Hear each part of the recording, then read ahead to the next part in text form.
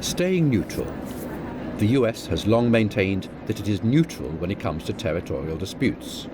The US Secretary of State reiterated this stance in January. Let me emphasize again, the United States does not take sides on the sovereignty questions underlying the territorial disputes.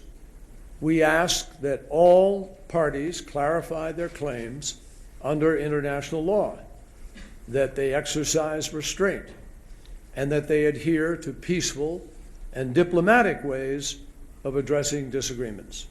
But as part of Washington's pivot to Asia, the US has reinvigorated a security alliance with the Philippines and is helping it modernize its navy.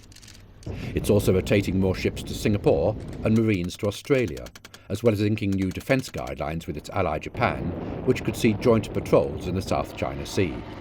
In December 2014, the US State Department issued a 26-page memorandum concluding that unless China revised its claim, it's not in accordance with the law of the sea.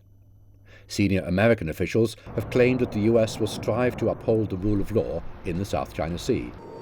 And this April, the US also urged ASEAN unity on the ruling. So how is China responding? The Philippines stubbornly initiated and forced forward South China Sea arbitration case, and such action is unlawful, unfaithful and unreasonable.